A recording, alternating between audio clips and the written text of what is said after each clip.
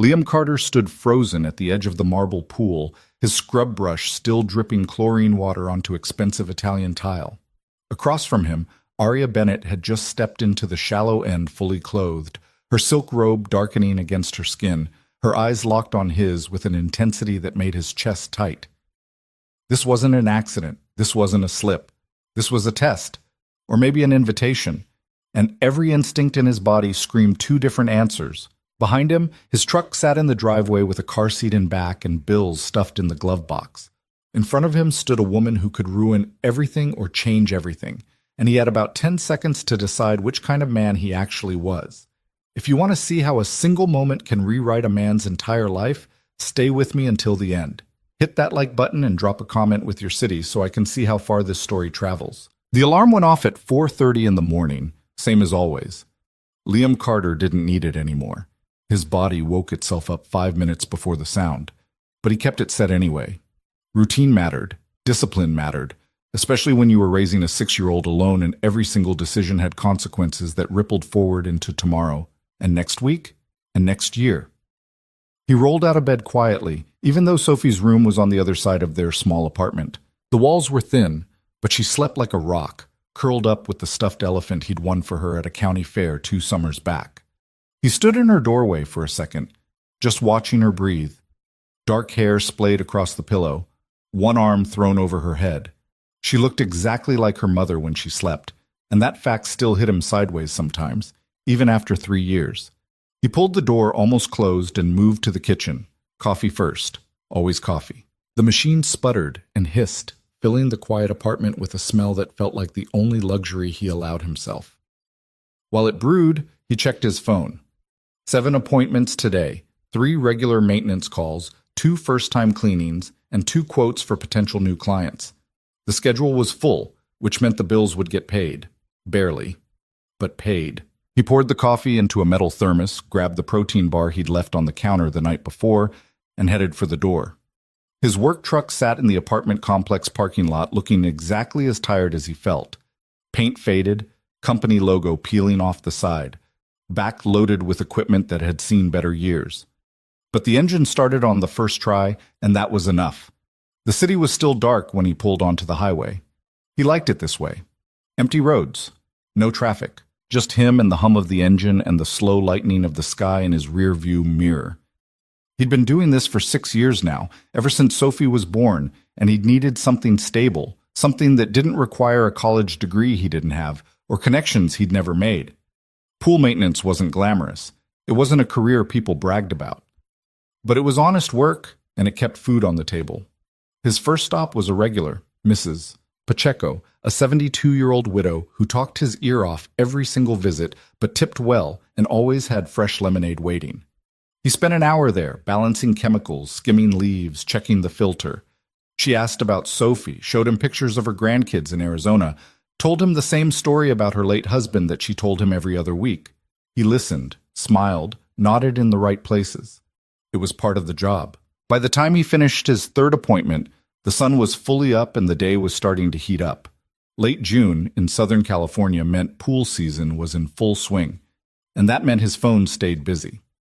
He ate lunch in his truck between stops, another protein bar, an apple, a bottle of water that had gotten warm sitting in the cup holder. Glamorous. His 4th stop was new, a first-time cleaning at an address in Canyon Heights, one of those neighborhoods where the houses sat behind gates and the driveways were longer than most people's streets. He'd gotten the call 3 days ago from a woman who'd sounded polite but distant on the phone. She needed someone to start weekly maintenance immediately. Previous cleaner had retired. She'd been referred by a neighbor. Standard stuff. He pulled up to the address just after 2 in the afternoon and let out a low whistle. The house was massive. Not mansion level, but close. Modern architecture, all clean lines and floor-to-ceiling windows, white stucco and dark wood accents. The kind of place that showed up in design magazines. The gate was open, so he drove through and parked near the side entrance like the client had instructed. He grabbed his equipment from the truck bed and headed around back. The pool area was exactly what he'd expected.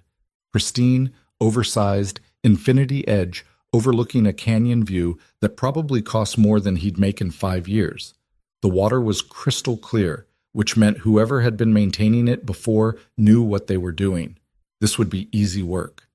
He set down his testing kit and was reaching for the skimmer when he heard the sliding glass door open behind him. "You must be Liam." He turned. The woman walking toward him was younger than he'd expected.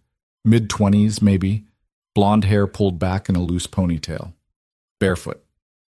Wearing yoga pants and an oversized sweater that looked expensive in that deliberately casual way rich people managed. She was beautiful. Objectively, undeniably beautiful. But there was something in her face that looked wrong. Not physically, just empty. Like someone had scooped out whatever was supposed to be behind her eyes and left the rest intact. "That's me," he said, keeping his voice professional. "You must be Mrs. Bennett." "Arya," she corrected. "Just Arya is fine." "Arya," he repeated. "Nice to meet you. I'm just going to start with water testing, then skim and brush, check your filter system. Should take about an hour, hour and a half.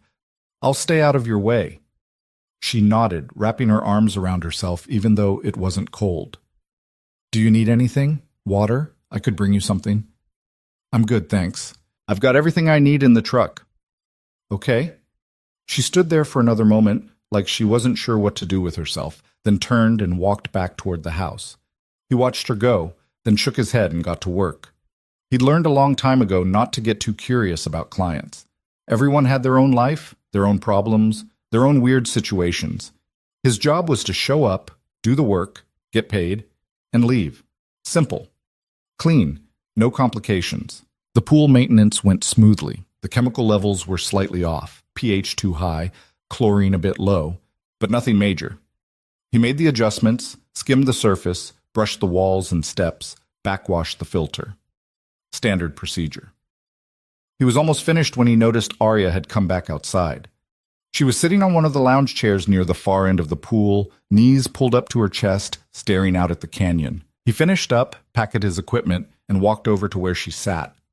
"All set? Everything looks good.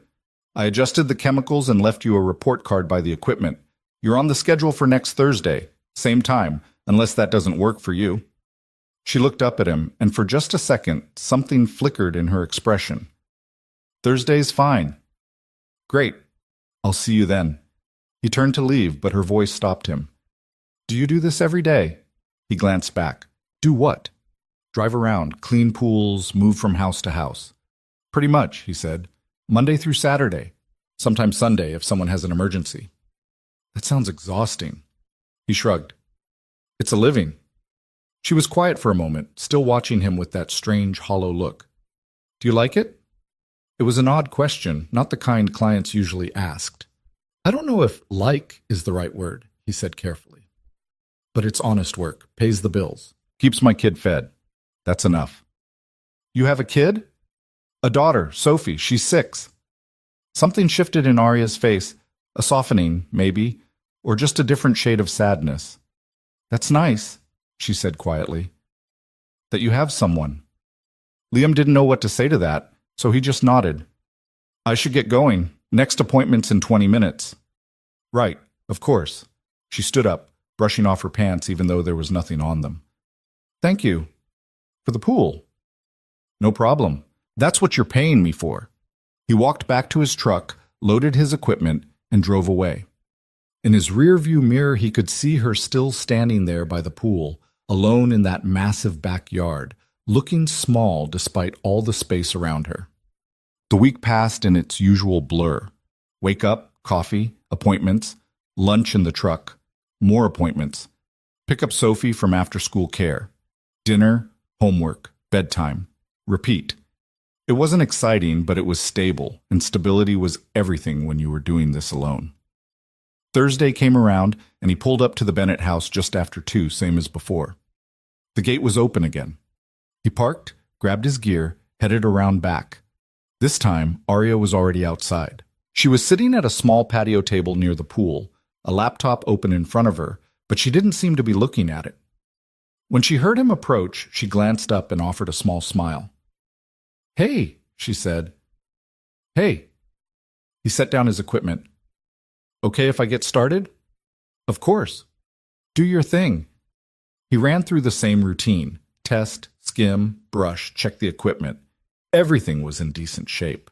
The chemical levels had held well from his adjustments the previous week. He worked efficiently, keeping his head down, staying focused. But he could feel her watching him. It wasn't creepy exactly, just present, like she'd positioned herself specifically to have a clear line of sight to where he was working. He tried to ignore it, but after about 20 minutes, she spoke up. "Can I ask you something?" He looked over. "Sure." "How long have you been doing this?" "Pool maintenance? About 6 years." "Did you always want to do this?" He almost laughed. "No, I wanted to be a lot of things when I was younger. This just ended up being what made sense." "What did you want to be?" He paused, brush in hand, dripping water onto the deck. This was getting personal, way more personal than client small talk usually went, but something in her face made him answer honestly. "A teacher, actually. History. I like the idea of helping kids understand how the world got to be the way it is." He shrugged. "But life happened. No degree, no money for school, and then Sophie came along. Plans change." Arya was quiet for a moment. "Do you regret it?" "Regret what? Not becoming a teacher?" "Yeah." He thought about it. "No, I don't think so. I mean, yeah, sometimes I wonder what that life would have looked like. But I've got Sophie. I've got work that's mine. That's more than a lot of people have." She nodded slowly, like she was trying to absorb that. "You're a good father. You don't even know me." "I can tell." There was something unsettling about the way she said it. Certain, absolute, like she'd already made up her mind about who he was based on almost nothing. He turned back to the pool, uneasy. "I should finish up," he said. "Right. Sorry, I'm talking too much." "It's fine." But it wasn't fine, and he knew it. Something about this felt off. Not dangerous. Just tilted. Like standing on a slope that wasn't quite steep enough to lose your balance, but steep enough that you had to pay attention. He finished the job in silence, packed up his gear, and left without saying much more than goodbye. As he drove away, he saw her in the rear-view mirror again, standing by the pool, watching him go. The next Thursday, she was outside before he even parked. She was wearing a sundress this time, white and simple, her hair down around her shoulders. She looked like she'd been waiting. He grabbed his equipment and walked over, keeping his expression neutral. "Morning," he said. "Morning. Everything okay with the pool?" "Perfect. You do good work." "Thanks." He started setting up, hoping she'd go back inside. She didn't. "Liam," she said, her voice quieter now, "can I ask you something else?" He sighed, not unkindly. "Sure." "Do you ever feel invisible?" He stopped what he was doing and looked at her. "What do you mean?" "Like, you're going through your day, doing all the things you're supposed to do, checking all the boxes, but nobody actually sees you. They see the function you serve, but not you." He didn't answer right away, because, yeah, he knew exactly what she meant. Every single client he worked for saw him as the pool guy. Sophie's teachers saw him as a single dad who showed up late to pick up sometimes. The other parents at school events saw him as the one who didn't fit in. Nobody looked deeper than that. "Yeah," he said finally. "I know what you mean." She exhaled like she'd been holding her breath. "I thought you might." "Why are you asking me this, Arya?" She looked down at her hands. "Because I'm invisible too. In a different way, maybe. But I am. You live in a house that's worth more than most people see in a lifetime. You've got everything anyone could want." "No," she said softly. "I have things. That's different." He wanted to argue, but he couldn't. Because he could see it now. The loneliness that sat in her shoulders, the exhaustion in her eyes that had nothing to do with being tired. She was drowning in all that space and silence. "Where's your husband?" he asked. "New York. He's there most of the time. Business." "Does he know you're this lonely?" She smiled, and it was the saddest thing he'd seen in a long time. "He doesn't ask." Liam set down the test kit and straightened up. "Look, I'm sorry you're going through whatever you're going through. I really am. But I'm just the guy who cleans your pool. I'm not a therapist. I'm not a friend. I'm not whatever you're looking for." "I know that." "Do you?" She met his eyes, and there was something raw there now, something unguarded. I'm not trying to complicate your life, Liam. I'm just tired of pretending I'm not suffocating. He didn't know what to say to that, so he said nothing. He just went back to work, testing the water, making adjustments, doing the job he came here to do. Arya stayed outside, sitting in silence, and when he finished and packed up, she walked him to his truck. I'm sorry, she said as he loaded the last of his equipment. I didn't mean to make you uncomfortable. It's fine. It's not. I know it's not. She wrapped her arms around herself again. I just don't have anyone to talk to. That sounds pathetic, I know, but it's true. Liam looked at her, really looked at her, and saw someone who wasn't that different from him, trapped in a life that looked right from the outside but felt wrong on the inside, going through motions, trying to survive. It's not pathetic, he said quietly. It's just lonely. She nodded, blinking hard. Yeah. He climbed into his truck, started the engine, and sat there for a second with the window down. Arya? She looked up.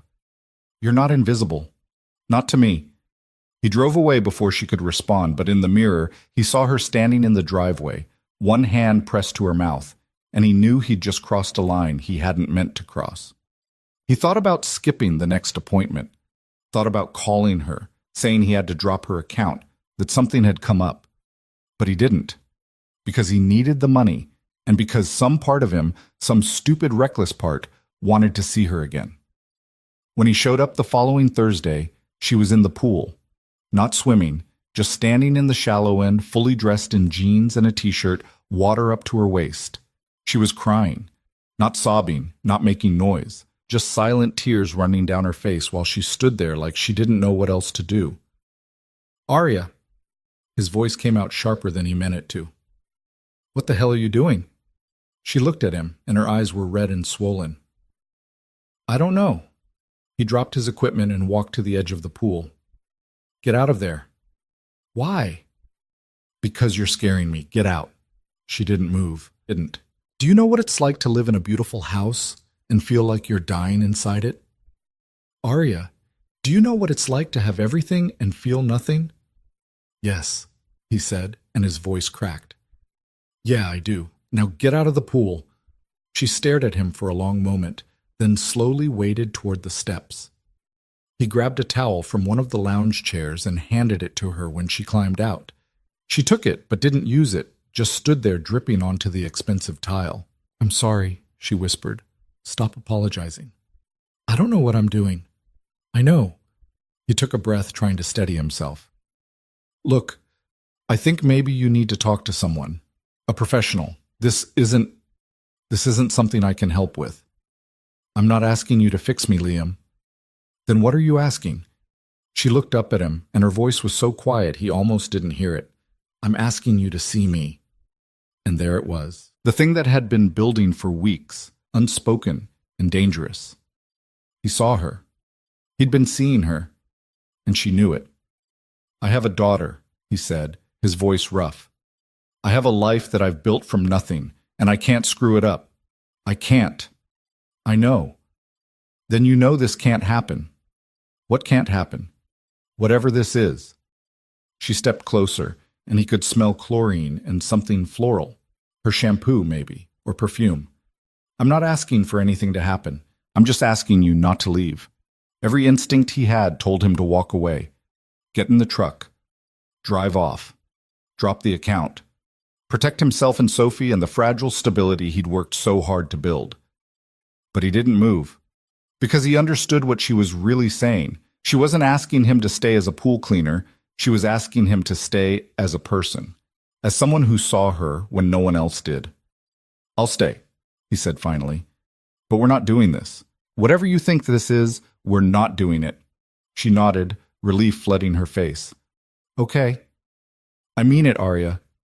I know. I understand. He wasn't sure she did. Hell, he wasn't sure he did. But he picked up his equipment and got to work anyway, and she sat on the lounge chair wrapped in the towel, watching him like he was the only solid thing in her entire world. And maybe he was. That night, Liam couldn't sleep. He lay in bed staring at the ceiling, replaying the afternoon in his head. Arya standing in the pool, water darkening her clothes, tears streaming down her face like she'd finally stopped pretending everything was fine. The way she'd looked at him when she climbed out, the way his hands had shaken when he handed her that towel. He rolled onto his side and checked his phone. 1:17 in the morning. He had to be up in 3 hours. Sophie had a field trip tomorrow. Today, technically. And he'd promised to pack her a special lunch. He couldn't afford to be exhausted. But his brain wouldn't shut off. The smart thing would be to drop the Bennett account. Call her in the morning, professional and polite. Say he was overbooked and couldn't continue service. Refer her to someone else. Clean break. She'd understand. Or she wouldn't. Either way, it would be done. Except he knew he wasn't going to do that. He grabbed his phone and opened his banking app, scrolling through the numbers like he did every night before bed. Checking account? $847. Savings? $1,203. Rent was due in 6 days. Sophie needed new shoes. Her toes were starting to press against the front of her sneakers. The truck needed an oil change he'd been putting off for 2 weeks. The Bennett account paid $120 a week. That was $480 a month. He couldn't afford to walk away from $480 a month because he was feeling uncomfortable. He set the phone down and closed his eyes. It would be fine. He'd keep things professional, maintain boundaries, do the job, get paid. That was it. He almost believed it. The next Thursday, he showed up at the Bennett house with his jaw set and his mind made up. Professional, distant, no more personal conversations, no more letting her pull him into whatever was happening in her head. But when he came around the side of the house, Arya wasn't outside. The pool area was empty, the water still and perfect in the afternoon light. He felt a weird twist of relief and disappointment in his chest, then shook it off and got to work. He was halfway through testing the chemical levels when he heard the sliding door open. He didn't look up. "Hey," she said. "Hey. I wasn't sure you'd come back." "I said I would." She walked over slowly, stopping a few feet away. She was wearing shorts and a tank top, her hair pulled back, sunglasses hiding her eyes. "I'm sorry about last week." "You already apologized." "I know, but I mean it. I put you in a weird position. That wasn't fair." He finished writing down the pH reading and straightened up. "It's fine. Let's just move forward." "Okay." She paused. "Can I ask you something?" "Arya?" "Not something personal, I promise." He sighed. "What?" "Do you ever take breaks, like during the day? Do you ever just stop and breathe?" He looked at her confused. "I eat lunch in my truck between appointments. That count?" "That's not a break, that's refueling." "What's the difference?" She tilted her head, and even though he couldn't see her eyes through the sunglasses, he could feel her studying him. "A break is when you actually let yourself exist for a minute, not as a worker or a parent or whatever role you're playing, just as you." "I don't have time for that." "I know. That's the problem." He didn't know what to say to that, so he turned back to the pool and started skimming leaves off the surface. She stood there watching him for another minute, then disappeared back into the house. He told himself he was relieved. He finished the maintenance in 45 minutes, his fastest time yet at this property, and was packing up his equipment when Arya came back outside carrying 2 glasses of iced tea. She set one down on the table near his testing kit. "You don't have to drink it," she said, "but it's there if you want it." He stared at the glass. Condensation was already forming on the outside. The ice clinked softly. It looked good, really good, and his mouth was dry from working in the heat. "Thanks," he said, and took a drink. It was perfect. Not too sweet, just cold enough. Arya sat down at the patio table and sipped her own glass. "Can I tell you something?" "Do I have a choice?" She smiled a little. "You always have a choice, Liam. That's the whole point." He sat down across from her, mostly because his legs were tired and he had 3 more appointments after this. "What do you want to tell me?" "I've been thinking about what you said, about feeling invisible." "Okay." "And I realized something. I made myself invisible, on purpose. Because it was easier than being seen and having people look right through me anyway." Liam turned the glass in his hands, watching the ice shift. "What changed?" "You did." "Arya, I'm not trying to make this into something it's not," she said quickly. "I know you have boundaries. I know you have a life. I'm not asking you to save me or fix me or be anything other than what you are. But you looked at me like I was real, not like I was a decoration in an expensive house, and I forgot what that felt like. He took another drink of tea, buying himself time. Your husband should be the one looking at you like that. Yeah, he should. She said it without bitterness, just flat acceptance. But he doesn't. And I don't think he ever did. Then why stay?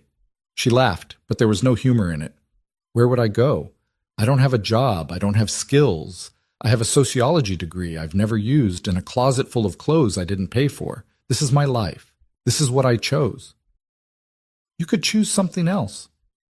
Could I? She looked at him, and this time she took off the sunglasses. Her eyes were tired.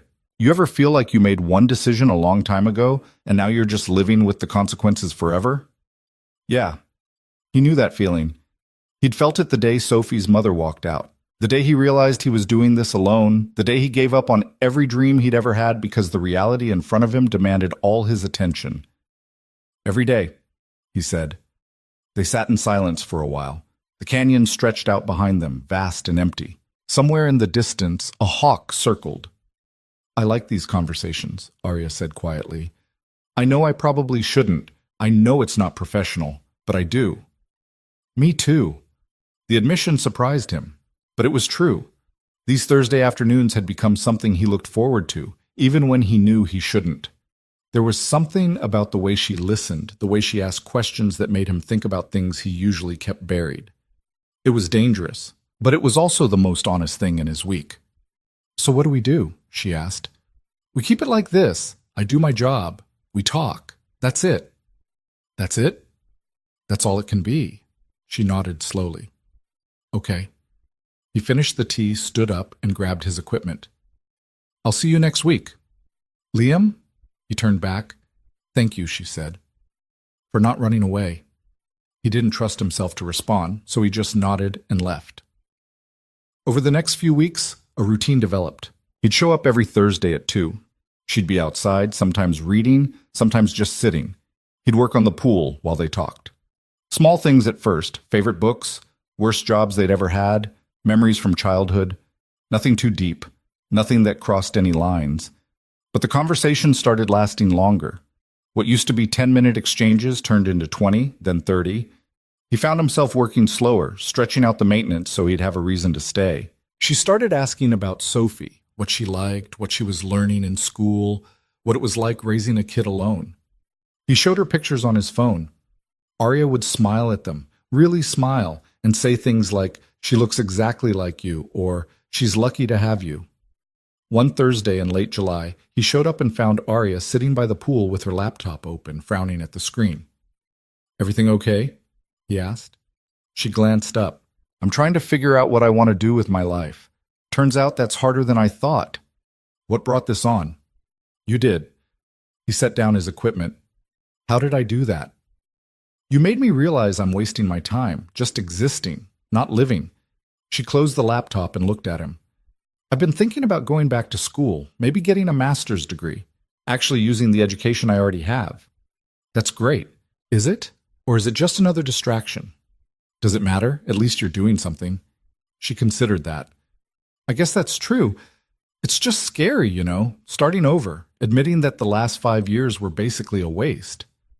They weren't a waste if you learned something from them. What did I learn? How to be lonely in expensive surroundings? You learned what you don't want. That's worth something. She smiled. You always do that. Do what? Find the useful part, the part worth keeping. He shrugged. It's a survival skill. They were quiet for a moment, and then Arya said, Can I ask you something personal? You always do. Sophie's mother, what happened? He tensed. This was territory he didn't usually venture into, but something about the way Arya asked, gentle, genuinely curious, not prying, made him answer. She left when Sophie was 3. Just packed a bag one morning and said she couldn't do it anymore. The kid, the responsibility, all of it. She needed to find herself or whatever. He picked up the test kit, needing something to do with his hands. I haven't heard from her since. That must have been devastating. For Sophie, yeah, for me? He paused. Honestly, part of me was relieved. We weren't good together. We were just 2 people who made a mistake and tried to make it work. It was exhausting. Do you think she regrets it, leaving? I don't know. I hope so, for Sophie's sake, but I stopped wondering about it a long time ago. Arya was quiet, absorbing that. Then she said, "You're a better person than I am." Why do you say that? Because I would have spent years wondering, years holding on to the anger. Oh, I was angry. I was furious, but anger doesn't pay the rent, so I let it go. How? He looked at her. I decided Sophie deserved a father who was present, not one stuck in the past. So that's what I became. She stared at him like he'd just said something profound, but all he'd done was tell the truth. He got to work on the pool, and she sat there watching him, her expression unreadable. When he finished and started packing up, she walked over to where he stood by his truck. Liam? Yeah? Do you ever think about what your life would look like if you'd made different choices? Sometimes. Late at night when I can't sleep. But it doesn't change anything. Doesn't it make you sad? Thinking about all the things you gave up? He thought about that, really thought about it. No, he said finally, because the things I gave up weren't real. They were just ideas. Sophie is real. This life is real. That's enough. Arya looked like she wanted to say something else, but she just nodded. See you next week. See you next week. He drove away, and in the mirror, he saw her standing in the driveway with her arms wrapped around herself, looking more alone than anyone should ever look. The following week, something shifted. He noticed it the second he pulled up to the house. Arya's car, a silver Mercedes he'd seen parked in the garage, was gone. In its place sat a black Range Rover with New York plates. Her husband was home. Liam sat in his truck for a moment, debating whether to leave. But he had a job to do, and backing out now would be weird. So he grabbed his equipment and headed around back. The pool area was empty. He got to work quickly, keeping his head down, trying to be invisible. He was almost done when he heard voices inside the house. A man's voice, sharp and irritated. Arya's voice, quieter, placating. The sliding door opened. A man stepped out, tall, mid-40s, wearing a suit despite the heat. He had the kind of face that was used to getting what it wanted. He looked at Liam like he was trying to remember if he'd given permission for someone to be there. "You the pool guy?" he asked. "Yes, sir. Liam Carter. I'm just finishing up." The man nodded, already losing interest. "Arya said the water's been looking good. Keep it up." "Will do." The man turned to go back inside, then paused. "How long you been doing this?" 6 years. "And before that?" Liam straightened up. "Before that, I was figuring out how to be a single parent." The man's expression didn't change. "Right. Well, good work." He disappeared back into the house. Liam finished as fast as he could and got out of there. Arya never came outside. He told himself he was glad. When he showed up the next Thursday, the Range Rover was gone. Arya was sitting by the pool in a sundress, her eyes hidden behind sunglasses again. "Hey," he said carefully. "Hey. Your husband go back to New York?" "Yeah, this morning." He set down his equipment and started testing the water. She didn't say anything else, which was unusual. Normally by now she'd be asking him questions, pulling him into conversation, but today she just sat there, silent and still. After about 10 minutes, he couldn't take it anymore. "You okay?" "Fine." "You don't seem fine." She took off the sunglasses, and he saw the truth immediately. She'd been crying. Her eyes were red-rimmed, puffy. "What happened?" he asked. "Nothing. Everything. I don't know." She stood up and walked to the edge of the pool, staring down at the water. "He was here for 2 days." 2 days. And the whole time it was like I wasn't even in the room. He talked on the phone, worked on his laptop, went to meetings. I could have been a piece of furniture for all he noticed. "Did you talk to him about it?" "What would I say?" "Hey, remember me? Your wife? The person you married?" He'd just look at me like I was being dramatic. Liam set down the test kit and walked over to stand next to her. "Arya, you can't live like this." "I know. So do something about it." "Like what?" "Leave." She turned to look at him, and her eyes were full of fear. "And go where?" "Do what?" "Anything. Something. You're smart. You're capable. You could build a whole new life if you wanted to." "You make it sound so easy." It's not easy. It's terrifying. But it's better than this. She was quiet for a long moment. Then she said, "What if I'm not strong enough?" "You are." "How do you know?" "Because you're still here. You're still standing. That takes strength." A tear slid down her cheek and she wiped it away quickly. "He asked about you." Liam's stomach dropped. "What?" "My husband. He asked how long I'd been using you for pool maintenance, if I was happy with the service." "What did you say?" "I said you were professional and thorough, and I had no complaints." She looked at him. He didn't ask anything else, but the way he said it, I don't know, it felt like he was testing me. "Testing you how?" "Like he knew. Or suspected. I don't know. Maybe I'm being paranoid." Liam took a step back, his heart pounding. "Arya, if you think something's going on, nothing is going on." "I know that. But if he doesn't, what are you saying? That you want to stop coming here?" "I'm saying we need to be careful." She looked at him, and something broke in her expression. "This is the only thing in my life that feels real, Liam. The only thing. Please don't take it away." "I'm not trying to take anything away. I'm trying to protect both of us." "From what? We're not doing anything wrong. Aren't we?" The question hung in the air between them, because he was right, and they both knew it. They weren't doing anything wrong in the technical sense. But there was something happening between them, something quiet and powerful and completely inappropriate. They were teetering on the edge of something that could destroy both their lives. "I should go," he said. "Liam, I'll see you next week." He grabbed his equipment and left before she could say anything else. His hands were shaking as he loaded everything into the truck. This was getting out of control. He needed to end it, drop the account, walk away. But he knew he wouldn't. The next 2 weeks passed in a blur of tension. Every Thursday, he'd show up and they'd dance around what they both knew was happening. The conversations got deeper, more honest, more dangerous. She told him about her childhood, growing up in a middle-class family, watching her parents' marriage slowly disintegrate, swearing she'd never end up like her mother. He told her about his own family, his father who drank too much, his mother who worked 3 jobs and still couldn't make ends meet, the way he'd promised himself his kid would have better. They talked about dreams they'd abandoned, fears they'd never spoken aloud, the ways they'd both settled for lives that looked acceptable from the outside but felt hollow on the inside. And every week, the space between them got smaller. One Thursday in late August, he showed up and found her in the pool again. But this time she was swimming, actually swimming, cutting through the water with smooth, powerful strokes. He stood there watching her for a moment, struck by how different she looked. Not drowning, not desperate, just moving. She reached the far end, touched the wall, and looked up to see him standing there. She smiled. "Hey," she called out. "Hey!" She swam over to the steps and climbed out, water streaming off her. She was wearing a black one-piece swimsuit, simple and elegant. She grabbed a towel and wrapped it around herself. "I've been swimming every day this week," she said. "It helps. Clears my head." "That's good." "I've also been looking at graduate programs, social work. I think I could be good at that." "I think you could too."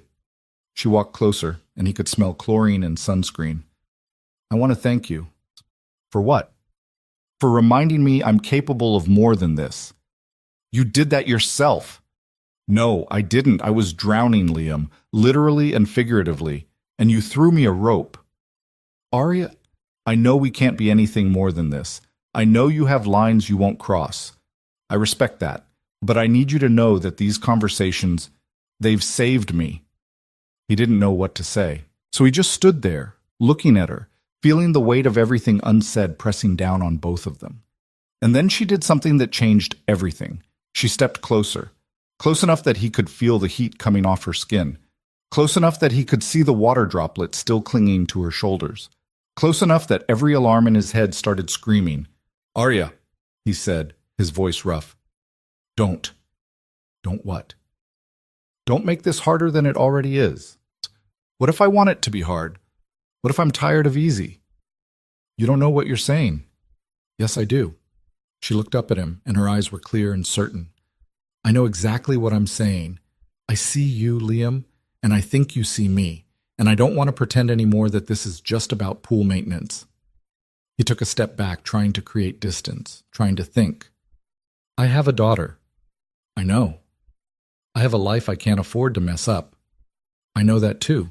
Then you know I can't do this. I'm not asking you to do anything.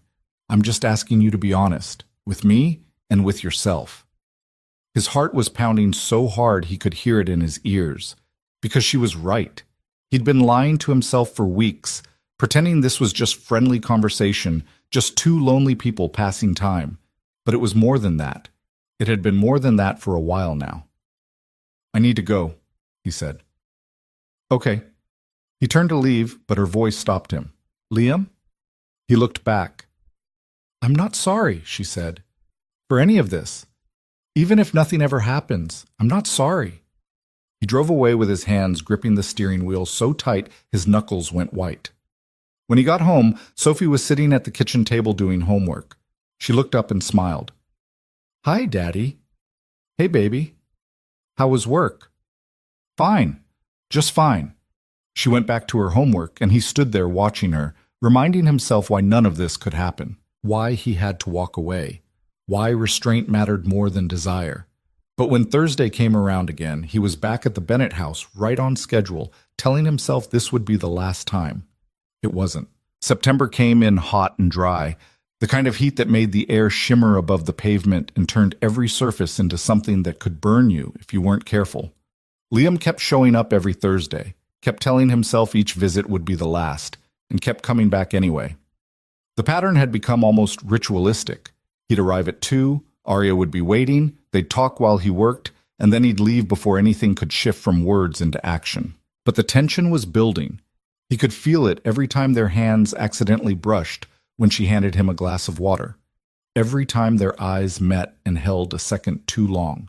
Every time the silence between sentences stretched out and filled with everything they weren't saying. The Thursday after Labor Day, he pulled up to the house and immediately knew something was different. There was a car he didn't recognize parked in the driveway, a white Lexus with a Canyon Heights Country Club sticker on the rear window. He almost turned around and left, but he'd already committed to the appointment, and backing out now would raise questions. He grabbed his equipment and headed around back, moving quietly. Through the windows, he could see Arya inside talking to another woman, older, perfectly dressed, the kind of person who looked like she spent more on her haircut than Liam made in a week. Probably a friend, or a neighbor. He'd do his work quickly and get out. He was testing the pH levels when the sliding door opened and both women stepped outside.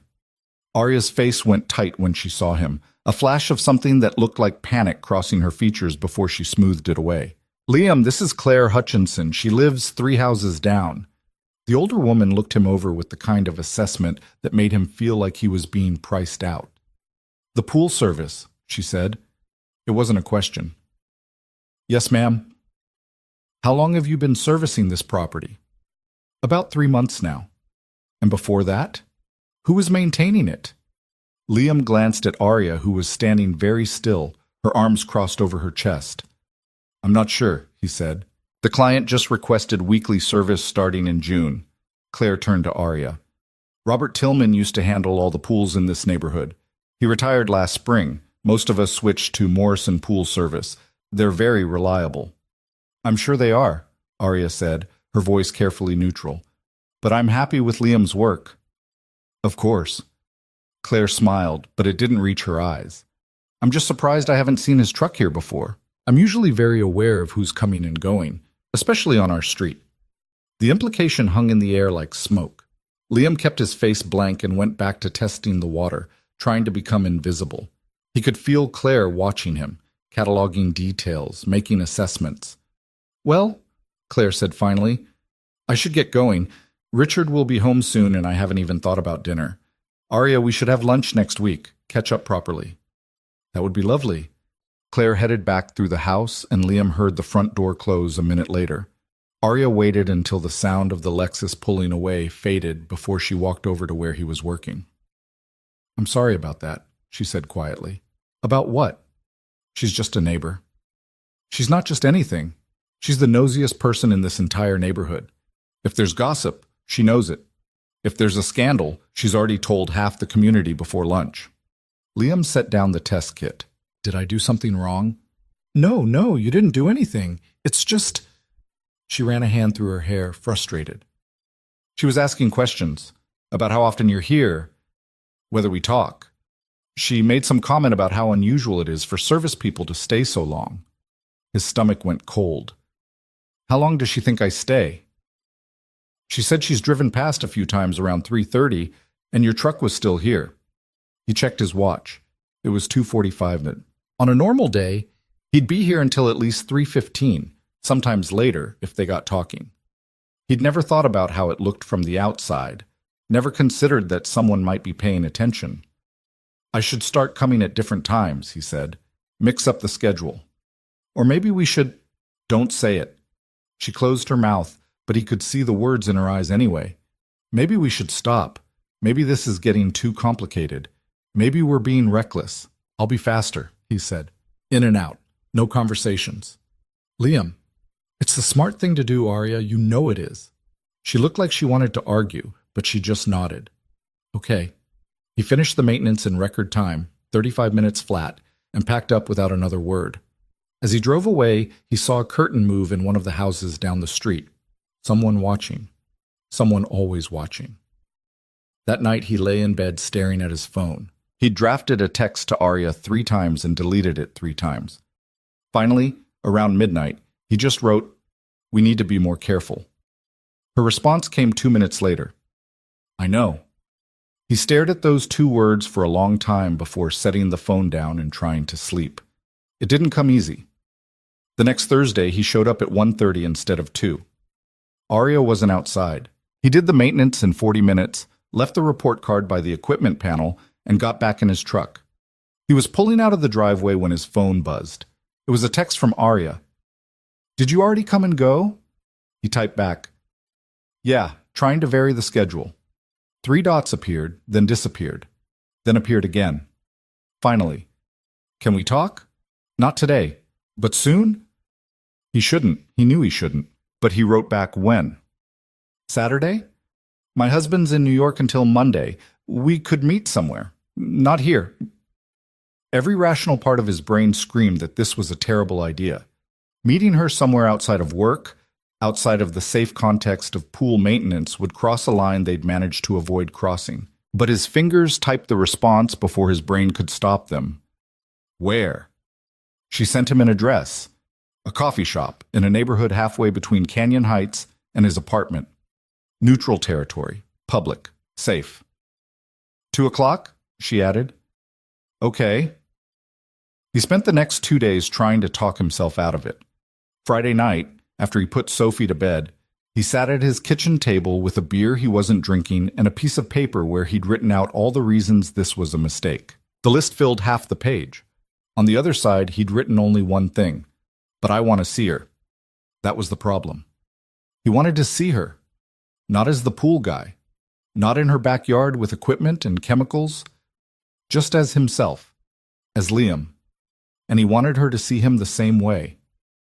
Saturday afternoon, he dropped Sophie off at his sister's place for a play date with her cousins. His sister Rebecca gave him a long look when he said he had some errands to run. Errands, she repeated. On a Saturday afternoon, when you could be spending time with your daughter. I spend every minute I'm not working with Sophie, you know that. I do know that. Which is why I'm wondering what's suddenly so important that you need me to watch her. Can you just... He stopped himself, took a breath. Can you please just watch her for a couple hours? I'll be back by 5. Rebecca's expression softened. You okay, Liam? I'm fine. You don't look fine. You look stressed. I'm always stressed. That's called being a single parent. This is different. She studied his face. Is there someone? What? No, there's no one. Liam, I just need a couple hours, Becca. That's all. She didn't look convinced, but she nodded. Okay, but if you need to talk... I know, thanks. He drove to the coffee shop and got there 10 minutes early. It was one of those trendy places with exposed brick and mismatched furniture, the kind of spot where everyone was either working on a laptop or having an intense conversation over fair trade espresso. He ordered a black coffee and sat at a table near the window where he could watch the door. Arya walked in at exactly 2 o'clock. She was wearing jeans and a simple white t-shirt, her hair down, minimal makeup. She looked younger like this, more real. She spotted him and smiled, and something in his chest twisted painfully. She ordered something complicated at the counter, then came and sat across from him. For a moment, neither of them spoke. "This is weird, right?" she said finally. "Yeah, really weird. I've never seen you anywhere except my backyard. I've never seen you in jeans." She laughed a little. "I own jeans. I even wear them sometimes." Could have fooled me. The barista called out her drink, some kind of latte with oat milk and vanilla, and she went to grab it. When she came back, she wrapped both hands around the cup like she needed something to hold on to. "I wasn't sure you'd actually come," she said. "I wasn't sure I would either." "But you did." "Yeah, I did." She took a sip of her drink, and he noticed her hands were shaking slightly. She was nervous. That made him feel slightly better, knowing he wasn't the only one who felt like they were doing something dangerous. "Can I ask you something?" she said. "That's usually my line." "What are we doing, Liam?" There it was, the question he'd been avoiding for weeks. He looked down at his coffee, watching the steam rise off the surface. "I don't know," he said honestly. "Do you think about me? When you're not at my house?" He met her eyes. "Yes." "How often?" "Too often." She exhaled slowly. "Okay, good. I thought maybe I was imagining it." "You're not imagining it. So what do we do about it?" "Nothing. We do nothing, because doing something would be wrong," she finished. "Complicated, destructive. Pick your word." "What if I don't care?" "You should care. You have a husband. I have a daughter. Neither of us can afford to blow up our lives." She was quiet for a long moment, staring into her latte. "What if my life is already blown up? What if I'm just going through the motions, pretending everything's fine when it's not? Then fix it. Leave him. Get a divorce. Build something new. And then what? Wait a respectful amount of time and see if you're still interested? Arya, I'm not being naive, Liam. I know how this works. I know the timing is terrible. I know we met under the worst possible circumstances. But that doesn't change the fact that when I'm with you, I feel more alive than I have in years." He wanted to say he felt the same way. He wanted to tell her that their Thursday conversations had become the highlight of his week, that he thought about her when he was lying in bed at night, that the sound of her laugh made him feel something he thought he'd lost the capacity to feel. But saying those things would make them real, would make this thing between them into something that demanded action instead of something they could keep suspended in possibility. "We can't do this," he said instead. "I know." "Then why are we here?" "Because I needed to know I wasn't crazy. I needed to know you felt it too." "I feel it," he admitted, "but feeling it doesn't change anything."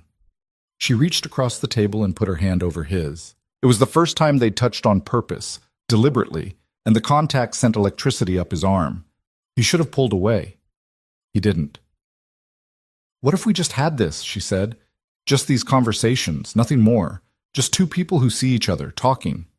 We already have that." "Not really. At my house, you're the pool guy. I'm the client. There's always that barrier. What if we just took that away? Met like this sometimes, as ourselves?" "That's still crossing a line." "Is it? We're in a public coffee shop. We're talking. We're not doing anything wrong." "You know it's more than that." "Maybe. But maybe it doesn't have to be." He looked down at her hand on his. Small, pale, no wedding ring. He'd noticed weeks ago that she never wore her ring when she knew he was coming over. "Where's your ring, Wosas?" he asked. She pulled her hand back, caught. "I took it off." "Why?" "Because wearing it while I was meeting you felt like lying." "But you are lying. To your husband, to yourself." "I know." She looked miserable. "I know I am, but I can't seem to stop." He finished his coffee in one long swallow, needing the caffeine, needing the distraction. "This is a bad idea." "Probably. We should stop before it gets worse. Okay? I'm serious, Arya. I know you are." She stood up, grabbed her latte. "I should go." He stood too. They walked out of the coffee shop together, stopping on the sidewalk. She turned to face him, and the afternoon sun caught her hair, turning it almost gold. For what it's worth, she said, I think you're the best person I've ever met. You don't know me that well. I know you well enough. She started to walk away and he grabbed her arm without thinking. She turned back, surprised. This doesn't mean I don't care, he said. About you. About what you're going through. I do. But I can't be the answer to whatever you're looking for. I'm not looking for you to be the answer. I'm just looking for you to be honest.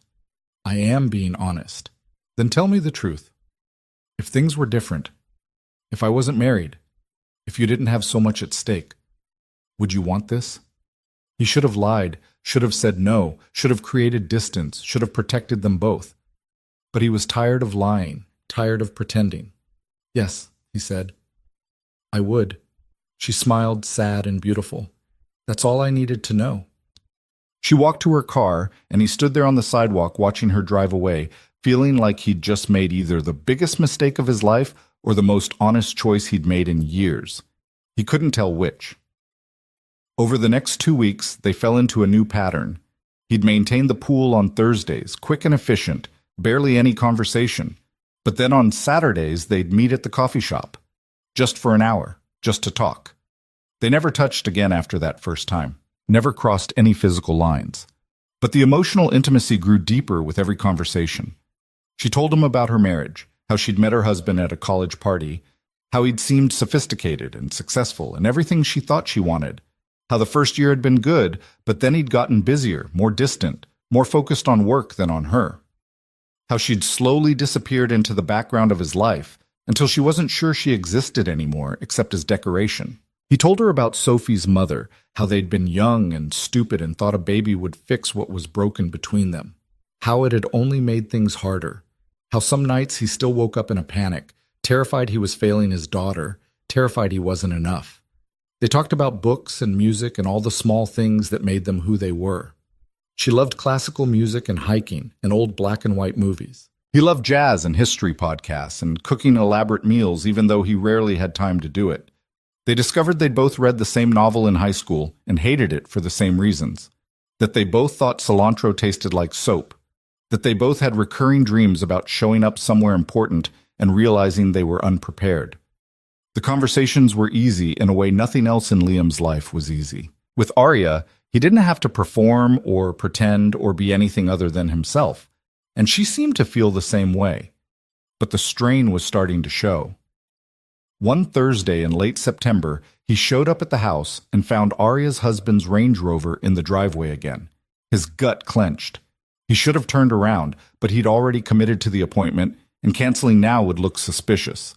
He went around back and got to work, moving fast, keeping his eyes down. He was almost done when the sliding door opened and Arya's husband stepped out. This time he wasn't alone.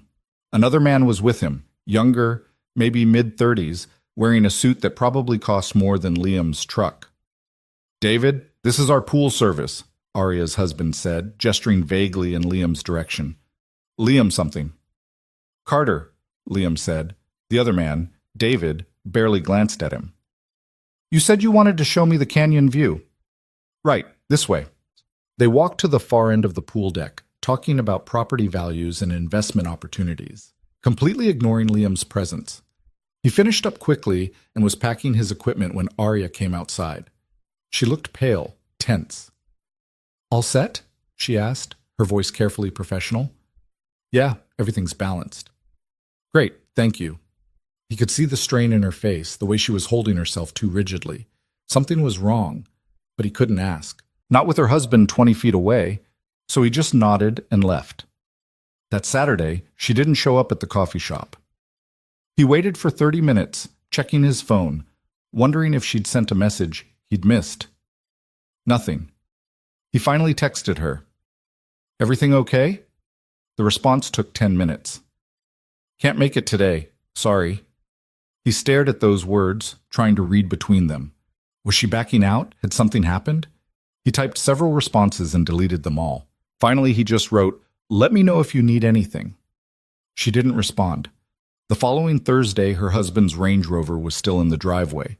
Liam almost didn't stop. But if he skipped the appointment without notice, it would raise red flags. So he pulled in, grabbed his equipment, went through the motions. Arya came outside while he was working. She looked exhausted, like she hadn't slept in days. "Hey," she said quietly. "Hey, I'm sorry about Saturday." "It's fine." "It's not. I wanted to be there, but Richard decided to extend his stay. He's been home all week." Liam glanced toward the house. "Is he here now?" "No, he's at a business lunch, but he'll be back soon." "Then I should hurry." She moved closer, lowering her voice. "We need to talk." "Not here. Not now." "When then?" "I don't know, Arya. This is getting too complicated." "I know it is, but—" The sound of a car pulling into the driveway cut her off. They both tensed. Liam went back to testing the water, trying to look like he'd been focused on work this whole time. Arya walked toward the house, her posture shifting into something more formal. But it wasn't her husband. It was Claire Hutchinson, the nosy neighbor. She parked and got out of her car, waving cheerfully at Arya. "I hope I'm not interrupting," Claire called out. "I was just in the neighborhood and thought I'd drop off that recipe I mentioned." "Of course, come in." Claire walked toward the house, but not before giving Liam a long, assessing look. He kept his head down, but he could feel her cataloging every detail. How close he'd been standing to Arya. How quickly they'd separated when the car pulled up. The way Arya's face was flushed. He finished as fast as he could and got out of there. But as he drove away, he saw Claire standing at the window watching him leave. That night, Arya texted him. "Claire asked how long you usually stay. She said she's noticed your truck here quite a bit. I think we have a problem." He stared at the message, his heart pounding. This was exactly what he'd been afraid of. The scrutiny, the suspicion, the way small-town minds turned innocent interactions into scandals. He typed back, "We need to stop meeting. All of it. The coffee shop, the extra conversation. Everything." Her response was immediate. "No." "Arya, be reasonable." "I am being reasonable. I'm saying I'm not willing to let Claire Hutchinson's nosiness dictate my life. This isn't about her. It's about protecting both of us." "From what? We're not doing anything wrong. You know how this looks. I don't care how it looks. You should care. Your husband already suspects something. If the neighbors start talking, then let them talk." He called her. She answered on the first ring. "Are you out of your mind?" he said, keeping his voice low even though Sophie was asleep in the next room. "Maybe," Arya said. "Probably. But I'm tired of being afraid. Being afraid is what keeps us safe." "Safe from what, Liam? We're not having an affair. We're not doing anything except talking." "You really think your husband's going to see it that way?" She was quiet for a moment. "No, probably not." "Then you know what we have to do." "I can't lose this." Her voice cracked. "I can't lose you. You don't have me. You never did." "That's not true. Arya, don't say we have to stop, please. I can't hear that right now." He closed his eyes, leaning back against his kitchen counter.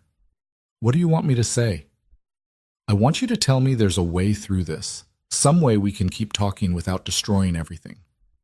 "I don't think there is." "Then we'll make one." "How?" "I don't know yet, but I'll figure it out." She hung up before he could respond. He stood there in his dark kitchen, phone in hand, feeling like he was standing at the edge of a cliff with no good options. Jump or step back. Both felt impossible. The next Thursday, he showed up at the Bennett house to find the gate closed. There was a note taped to it. "Service canceled until further notice. We'll contact you to reschedule." He sat in his truck staring at that note for a full minute. Then he drove away, telling himself this was for the best. This was the clean break they both needed. His phone rang 30 seconds later. "Arya." "Don't come to the house anymore," she said without preamble. "Richard's suspicious. Claire's been asking questions. It's not safe." "Okay, but I need to see you." "Arya, please, one more time, just to talk, to figure out what we're doing." He should have said no, should have ended it right there. But he didn't. "Where?" he asked. "There's a park near the canyon, Ridgeview Trail. Do you know it?" "Yeah." "Tomorrow, 5 o'clock. There's a bench at the overlook." "Arya, this is—" "I know what it is. I'll be there. Please come." She hung up before he could answer. He drove home, parked, and sat in his truck for 20 minutes trying to decide what to do. Every logical part of his brain said stay away. But the part that had spent the last 3 months getting to know her, caring about her, seeing her as more than just another client, That part was already planning what he'd say when he showed up tomorrow, because he was going to show up. They both knew it. The next afternoon, Liam picked Sophie up from school and took her to get ice cream even though it was a Friday, and they usually save treats for weekends. She noticed immediately.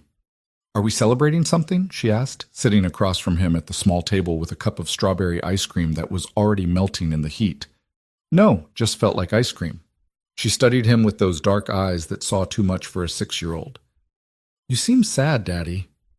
"I'm not sad, baby. Just tired." "You're always tired. That's what happens when you're a grown-up." She took another bite, swinging her legs under the table. "Miss Rachel says when people are sad, they should talk about their feelings." "Miss Rachel is very smart." "So are you sad?" He looked at his daughter, this small person who depended on him for everything, who trusted him completely, who had no idea how close he was to making a decision that could change both their lives. "Maybe a little," he admitted. "Why?" "Sometimes grown-up stuff is complicated." "What kind of stuff?" "Just work things. Nothing you need to worry about." She seemed satisfied with that answer and went back to her ice cream. Liam checked his watch. 4:15. He had 45 minutes before he was supposed to meet Arya at the Overlook. His sister was expecting Sophie at 4:30 for another sleepover. He told Rebecca he had a late appointment that might run long. Another lie in a growing pile of them. They finished their ice cream and drove to Rebecca's house. Sophie grabbed her overnight bag from the back seat and kissed him goodbye. "Love you, Daddy."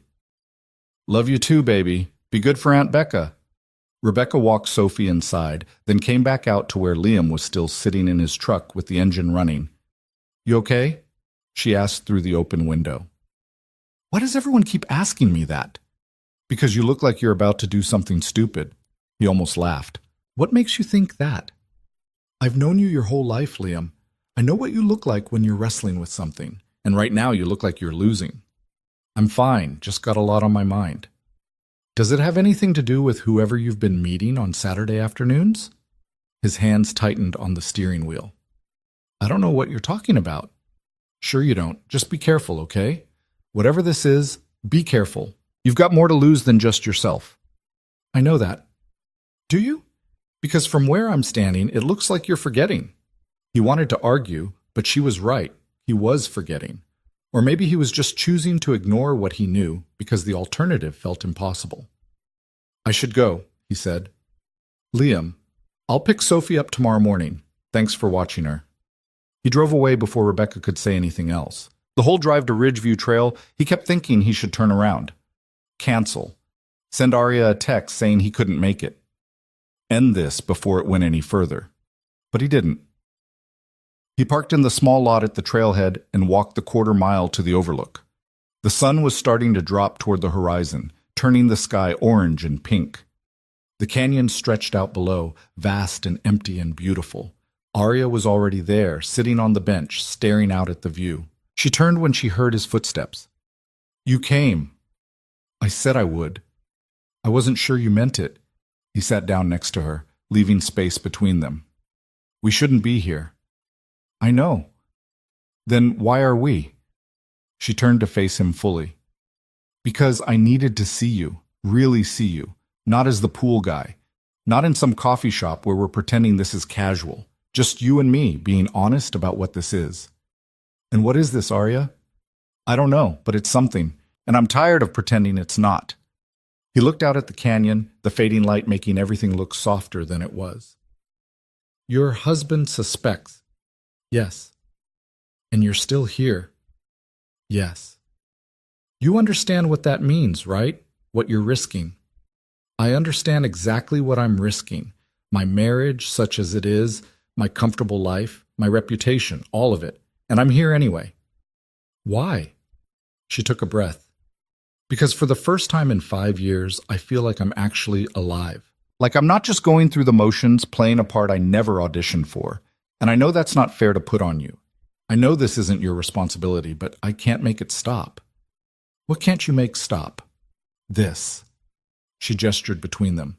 "Whatever this is. The way I think about you all the time. The way every conversation we have feels more real than anything else in my life. The way I—" She stopped, closed her eyes. "I'm falling for you, Liam, and I know I shouldn't. I know the timing is terrible and the circumstances are impossible, but I am. He felt like someone had punched him in the chest. Because he'd known it, somewhere deep down, but hearing her say it out loud made it real in a way it hadn't been before. You can't, he said. I know. I can't give you what you're looking for. I'm not asking you to give me anything. I'm just telling you the truth. The truth doesn't change our situation. Doesn't it? She looked at him, and her eyes were bright with unshed tears. Don't you feel it too? He wanted to lie. Wanted to tell her no. This was all in her head. She'd misread everything. But he was so tired of lying. Yes, he said. I feel it. She exhaled like she'd been holding her breath for weeks. Then what do we do? Nothing. We do nothing. You go home to your husband. I go home to my daughter. We stop this before it destroys both of us. Is that really what you want? What I want doesn't matter. What matters is what's right. And what's right is walking away. Pretending we never met? Going back to our separate lives like none of this happened? Yes, that's exactly what's right. She stood up, pacing to the edge of the overlook, her silhouette dark against the fading sky. I can't do that. You have to. Why? Because it's complicated? Because people will judge us? Because Claire Hutchinson might gossip at the country club? Because I have a 6-year-old daughter who depends on me? Because you have a husband you made vows to? Because there are consequences to our actions that go beyond just us? I know that. Don't you think I know that? I lie awake every night thinking about it, about how selfish I'm being, about how wrong this is, but I can't make myself care enough to stop. Then I'll stop for both of us. She spun around. You don't get to make that decision alone. Yes, I do, because I'm the one with the most to lose. If this gets out, you lose a marriage that's already broken. I lose my daughter's respect, her trust, her entire world. I won't do that to her. I would never ask you to. You're asking right now, by being here, by telling me you're falling for me. You're asking me to choose. Arya walked back to the bench and sat down heavily, like her legs wouldn't hold her anymore. You're right. You're absolutely right. I'm being selfish and reckless, and I'm not thinking about anyone but myself. I didn't say that, but it's true. She wiped her eyes. I've been living in this fantasy where somehow we could make this work, where somehow the universe would align and give us a chance. But that's not how life works, is it? No, it's not. They sat in silence for a long time, watching the sun sink lower. Finally, Arya spoke again, her voice quiet. Can I ask you one more thing, and then I promise I'll let this go? What?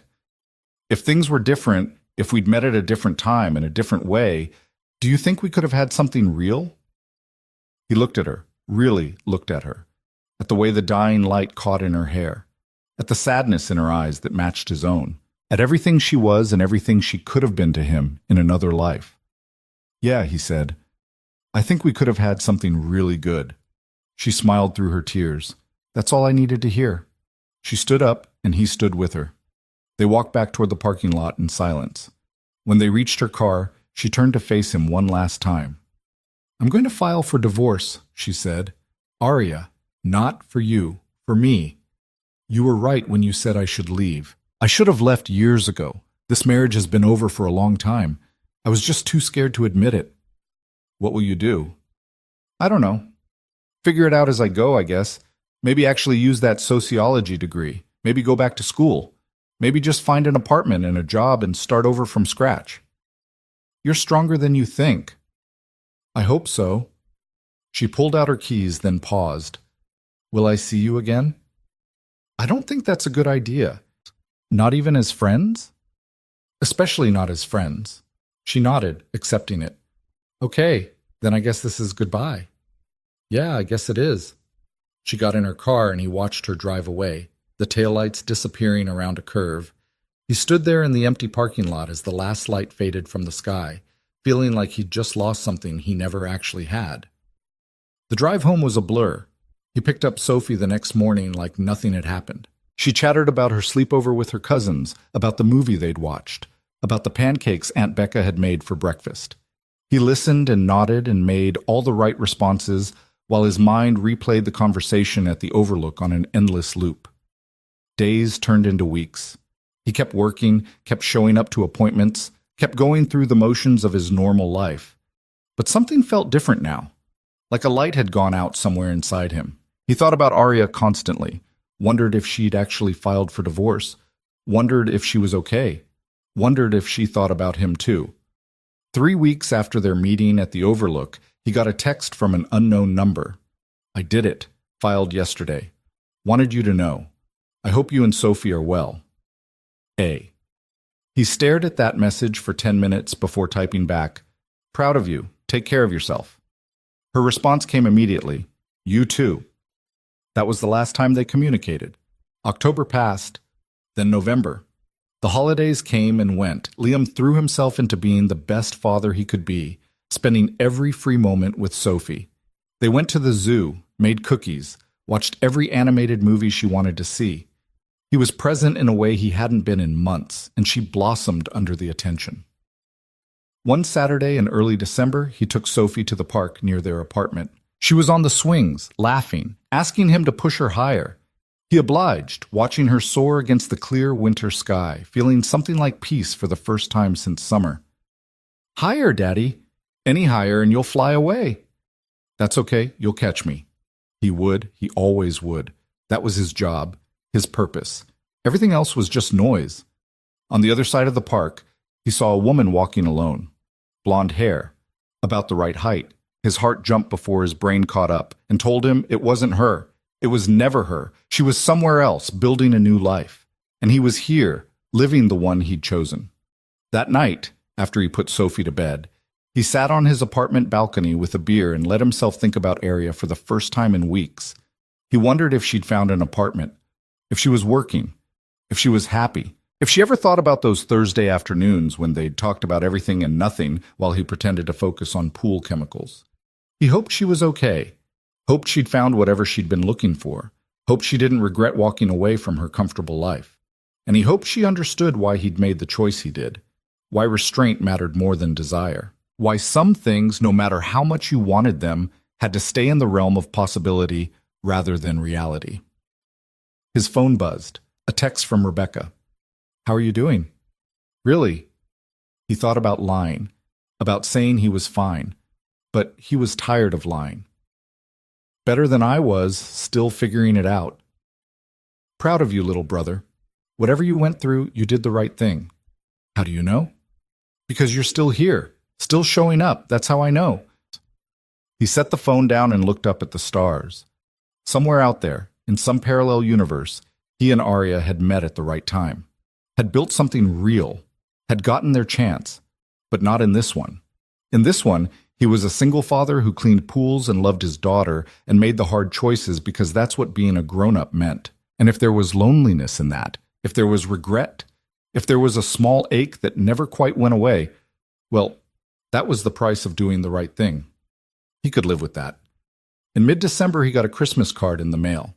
No return address. Inside was a simple note written in handwriting he recognized. "Thank you for seeing me.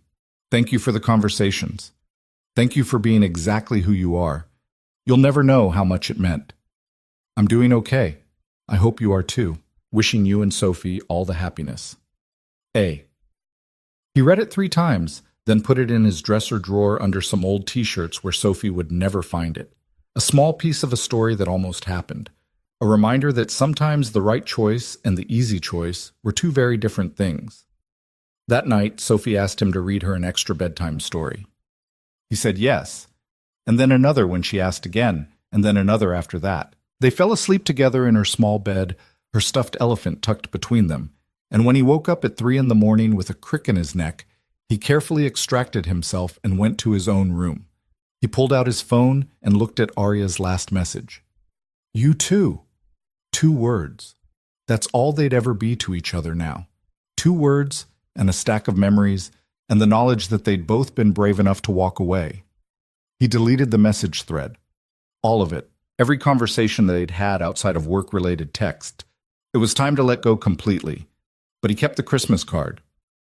January brought new clients and new routines. He started going to a gym near his apartment, working out early in the mornings before Sophie woke up. It helped clear his head, gave him something to focus on besides the endless loop of what-ifs that still occasionally kept him awake at night. One Thursday in late January, almost exactly 7 months after he'd first met Arya, he got a call from a potential new client. A woman with a pleasant voice who'd gotten his number from a neighbor. She had a pool in Canyon Heights that needed weekly maintenance. Could he start next week? Canyon Heights, he repeated, his stomach dropping. Yes. Is that a problem? No, not a problem. What's the address? She gave it to him. He checked his mental map of the neighborhood. 3 streets away from the Bennett house. Close. Too close. But far enough that he'd probably never run into Arya. Probably. I can start next Thursday, he said. 2 o'clock work for you? Perfect. Thank you so much. He hung up and sat in his truck for a minute, weighing his options. He could turn down the job, find a reason, make an excuse, or he could take it and prove to himself that he'd really moved on, that he could go back to that neighborhood and do his work without falling apart. He took the job. The following Thursday, he drove through Canyon Heights with his hands steady on the wheel and his mind clear. He passed the street where Arya's house was. Didn't look down it. Didn't slow down. Just kept driving to his appointment. The new client was friendly but distant, exactly how client relationships should be. He did the work, left the report card, got paid. Simple. Clean. No complications. On his way out of the neighborhood, he allowed himself one glance down Arya's street. The gate to her property was closed. There was no car in the driveway that he could see. The house looked empty. She was gone. Really gone. And he was still here, still doing his job, still living his life. It was enough. It had to be enough. February came in cold and gray. Sophie turned 7, and Liam threw her a birthday party at the apartment with 6 of her school friends. They played games and ate too much cake and made a mess he spent 2 hours cleaning up afterward. It was chaos. It was exhausting. It was perfect. That night, after all the guests had gone home and Sophie was asleep with a belly full of cake, he sat on the balcony again and let himself think about Arya one last time. He hoped she was somewhere warm, somewhere safe, somewhere she felt seen. And then he let her go. Really, truly let her go, because that was the thing about restraint. It didn't just mean walking away. It meant staying away. It meant choosing every single day to focus on what you had instead of what you'd lost. It meant finding peace in the choices you'd made, even when they hurt. He went back inside, checked on Sophie one more time, and went to bed. Tomorrow, he'd wake up at 4:30, make coffee, go to work, pick up Sophie, make dinner, help with homework, read bedtime stories. And somewhere in all of that routine, in all that predictable normalcy, he'd find meaning. Not because it was exciting or dramatic or the stuff of fairy tales, but because it was real. And real was enough. March arrived with unexpected rain, the kind that turned the canyon dirt into mud and made the pools he serviced look darker than usual. Liam had settled into a rhythm that felt almost normal. Work. Sophie. Sleep. Repeat. The ache had dulled to something manageable, something he could carry without it weighing him down every minute of every day. He was finishing up at a client's house in Pasadena when his phone rang. Unknown number. He almost didn't answer, but something made him pick up. Liam Carter? Yeah, this is Liam. This is Patricia Morris from Morrison Pool Service. I hope I'm not calling at a bad time. He straightened up, confused. Morrison was the big company that serviced most of Canyon Heights. The one Claire Hutchinson had mentioned all those months ago. No, you're fine. What can I do for you? Actually, I'm calling to see what we can do for you. We're expanding our team and looking for experienced technicians.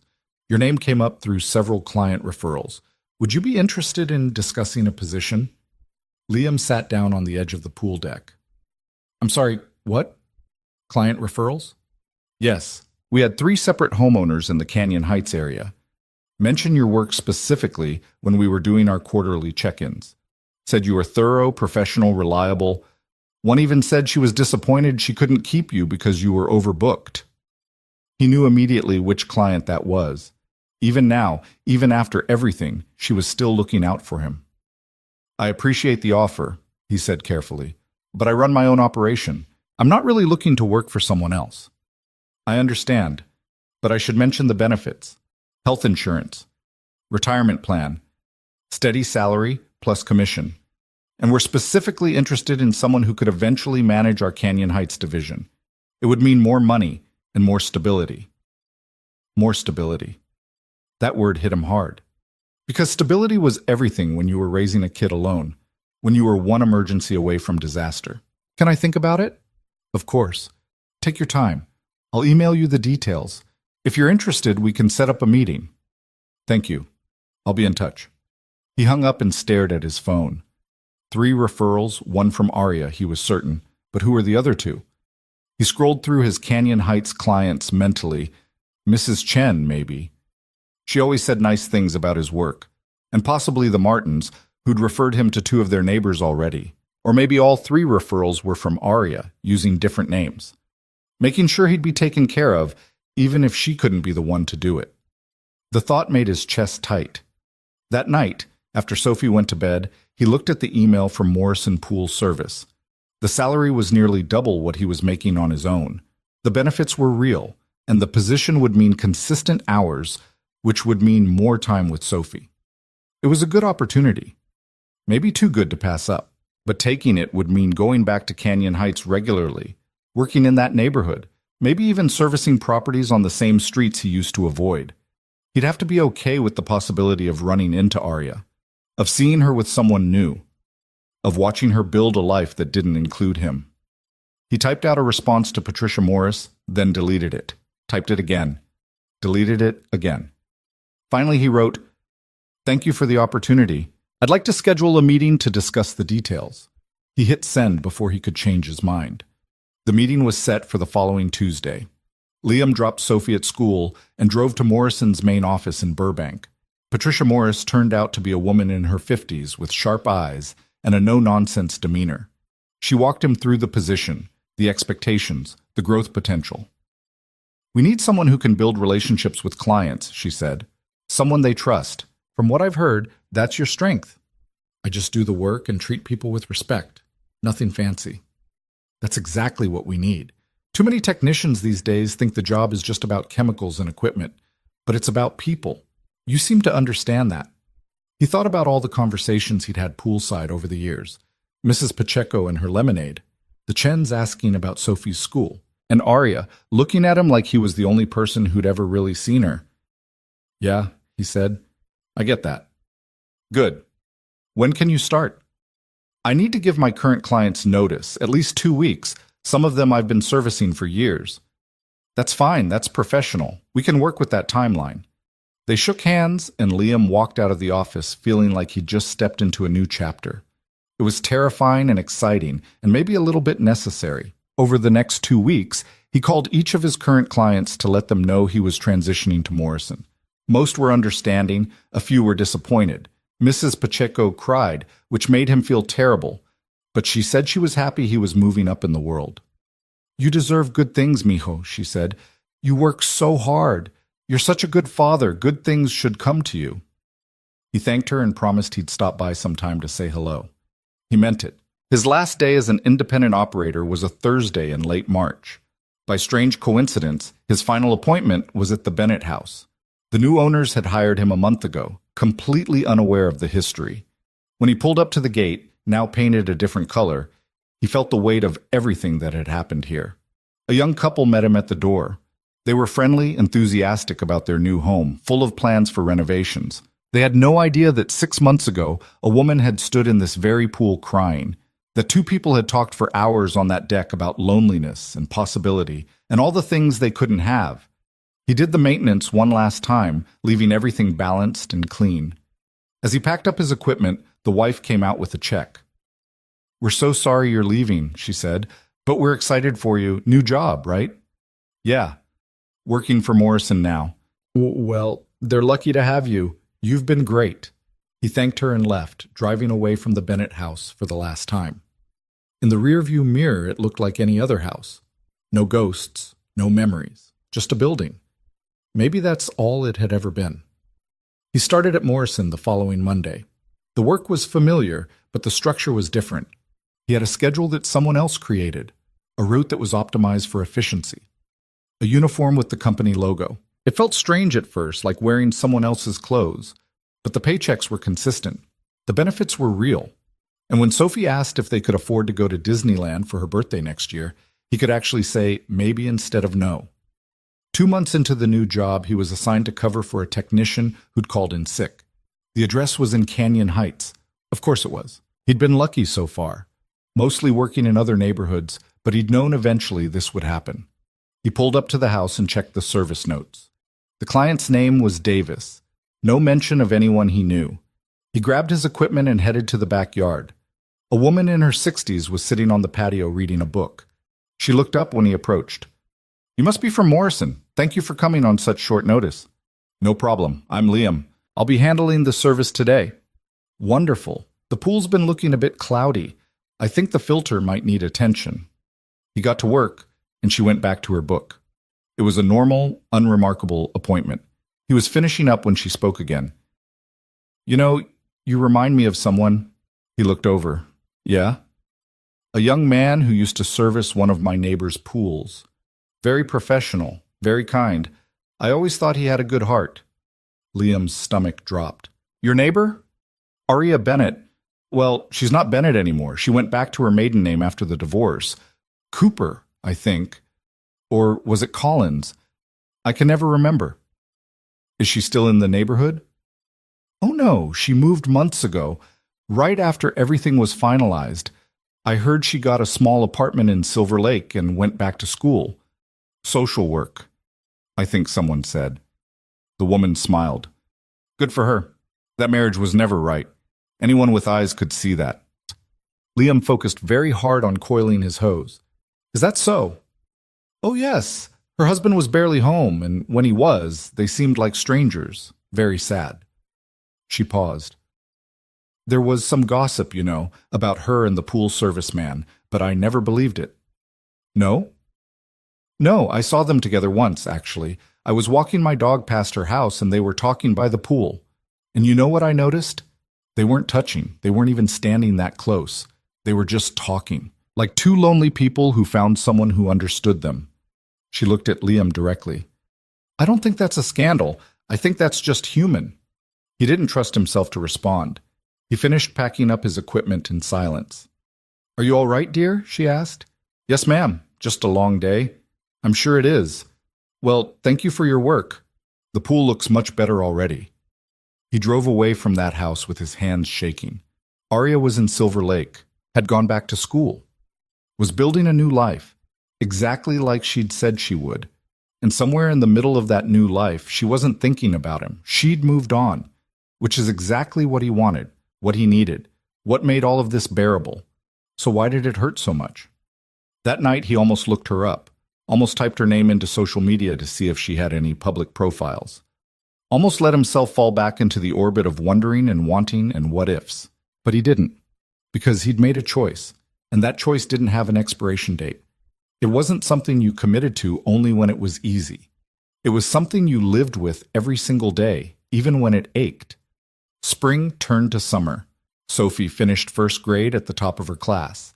Liam got a raise and a commendation from Morrison for client satisfaction scores. He started dating someone he met at Sophie's school, another single parent, a woman named Jessica, whose son was in Sophie's class. It was nice, comfortable, uncomplicated. It wasn't what he'd had with Aria, but maybe that was the point. Maybe what he'd had with Aria was never meant to be replicated. Maybe it was meant to be a moment in time, a chapter that taught him something and then closed. In August, almost exactly a year after he'd last seen Aria at the Overlook, Liam took Sophie to the beach. They built sand castles and chased waves and ate overpriced ice cream that dripped down their hands. She was laughing, completely present, completely happy. "This is the best day ever," she said, sandy and sticky and perfect. "Yeah?" "Yeah, I love spending time with you, Daddy." "I love spending time with you too, baby." She went back to her sandcastle, and Liam sat there watching her, feeling something settle in his chest. This was his life. This moment. This child. This love that asked for nothing but presence and showed up every single day with absolute trust. It was more than enough. It was everything. On the drive home, Sophie fell asleep in the back seat, exhausted from sun and salt water. Liam drove slowly, taking the long way, not ready for the day to end. As he merged onto the highway, a car pulled up next to him in the adjacent lane. He glanced over out of habit and froze. It was her. Arya, driving a small Honda, her hair shorter than he remembered, wearing glasses he'd never seen her in. She was singing along to something on the radio, completely absorbed, completely unaware of him. She looked different, lighter somehow, like she'd shed a weight she'd been carrying for years. He should have looked away, should have sped up or slowed down, broken the parallel moment before she noticed him. But he couldn't move. He just stared, drinking in the sight of her, this woman who'd changed everything without meaning to. And then she glanced over. Their eyes met. For 3 seconds, maybe 4, they looked at each other across 2 lanes of highway traffic. Her face registered shock, then recognition, then something that looked like joy and sadness mixed together. He saw her mouth form his name even though he couldn't hear it, and then traffic shifted. She moved into the exit lane. He stayed on the highway, and just like that, she was gone, swallowed up by the flow of cars heading in a different direction. Liam's heart was pounding. His hands gripped the steering wheel so hard his knuckles were white. In the back seat, Sophie stirred but didn't wake up. He kept driving, didn't take the exit, didn't turn around. Just kept going forward, toward home, toward the life he'd built, toward the future he'd chosen. But the image of her face stayed with him, the way she'd looked at him, the way she'd smiled even as her eyes filled with tears. The recognition that they'd both made it through to the other side, separately, but somehow still connected by the weight of what they'd shared. That night after he put Sophie to bed, he sat on his balcony and let himself feel everything he'd been holding back. The loss, the longing, the rightness of the choice and the pain of living with it. He didn't cry. He just sat there, breathing, existing, letting it all wash over him and then recede like waves. His phone buzzed. A text from an unknown number. I saw you today. You looked good. Happy. I'm glad. I hope Sophie is well. I hope life is treating you kindly. Thank you for everything you gave me. I'm doing okay now. Really okay. I wanted you to know that. Take care of yourself, Liam Carter. You deserve every good thing. A. He read it 5 times. Then he typed a response. I'm glad you're okay. Really glad. You deserve good things too. All of them. Take care of yourself, Arya. Be happy. He hit send and then after a moment's hesitation, deleted her number from his phone. Not out of anger, not out of hurt, just as a final act of letting go. Her response came 30 seconds later. I will. You too. And that was it. The real ending. Not dramatic or explosive. Just 2 people acknowledging what they'd meant to each other and then choosing to keep walking in opposite directions. Liam set his phone down and looked up at the stars. Somewhere out there, Arya was looking at the same sky, building her new life, finding her way, being brave enough to start over. And here he was, doing the same thing in his own way, raising his daughter, working his job, showing up every day and choosing presence over regret. There was dignity in that, in restraint, in knowing when to walk away and when to stay. In understanding that love didn't always mean possession. Sometimes it just meant seeing someone clearly, honoring what you felt, and then letting them go because holding on would destroy what made it beautiful in the first place. September came, and with it, Sophie's 8th birthday. Liam threw another party, this one at a park with a dozen kids and way too much cake. Jessica helped him organize it, and her son and Sophie ran around like they'd been friends forever. It was chaotic and loud and normal. After all the guests left, Sophie climbed into his lap and rested her head against his chest. This was the best birthday ever, Daddy. Better than last year? Way better, because you were here the whole time, not on your phone or worried about work.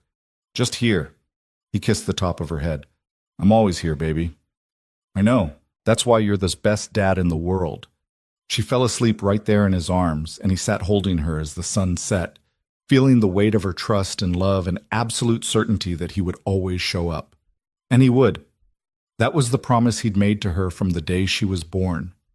The promise that mattered more than any other. The promise that had guided every choice he'd made, including the hardest one. In October, he got promoted to regional supervisor at Morrison. It meant more responsibility, but also more flexibility. He could make his own schedule, spend more time with Sophie, build the kind of life he'd always wanted for both of them. Jessica asked him one night if he'd ever been in love before. They were sitting on her couch after the kids had gone to bed, drinking wine, having one of those conversations that happen when people are trying to figure out if they're building towards something serious. "Yeah," he said, "once. What happened? Wrong time. Wrong circumstances. We both walked away." "Do you regret it?" He thought about that, really thought about it. "No, I made the right choice. It just wasn't an easy one." "Would you do it differently if you could go back?" "No," he said, and he meant it. "I wouldn't change anything, because changing it would have meant being someone he wasn't, someone who chose desire over responsibility, someone who broke promises and took shortcuts and justified selfishness with romance. And he wasn't that person, had never been that person, never would be." Jessica nodded, seeming to understand. "I think that's brave, choosing the hard right thing over the easy wrong thing. I don't know about brave, just necessary. Same thing sometimes." Maybe she was right. In December, exactly 2 years after Arya had sent him the Christmas card, another one arrived. Same handwriting, different message. "I heard about your promotion. Congratulations. You've always deserved recognition for how hard you work. I'm finishing my master's this spring, social work, specializing in family counseling. Life is good. Different, but good. I think about you sometimes, about how you showed me it was possible to choose yourself, to walk away from what's familiar and build something better. That was the greatest gift anyone ever gave me. I hope you're happy, Liam. I hope Sophie is thriving. I hope you found what you were looking for. Merry Christmas." A.